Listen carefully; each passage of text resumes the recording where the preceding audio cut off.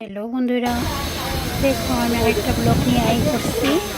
তো আমি 1 জানুয়ারি 3 দিন মাদের বাড়িতে মা দর্শন করতাম।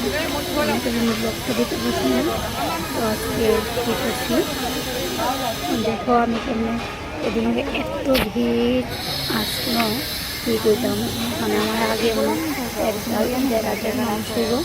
তারপর দাঁড়িয়ে রয়েছি, কিন্তু একটা ফুটে শরীরে বিরক্ত লাগছে না, ভাল লাগছে।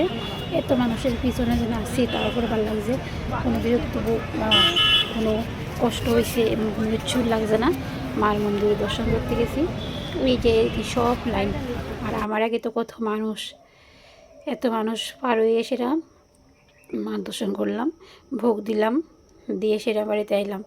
খুবই ভালো লাগছে। প্রথম 1 জানুয়ারির দিন তোমাকে কইতে পারে এতদিন পরে দিতেছি, তো তোমাদের সাথে শেয়ার না করলে তো ভালো লাগে না, তো শেয়ার করলাম আজকে। তো আমার ভিডিওটা যদি ভালো লাগে লাইক কমেন্ট শেয়ার এবং সাবস্ক্রাইব করে।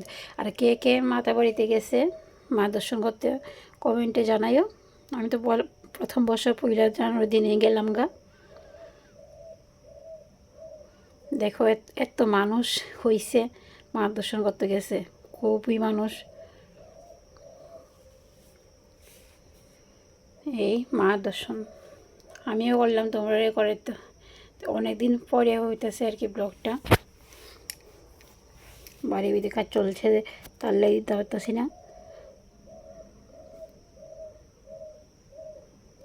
কমেন্টে জানায় কে কে গেছে।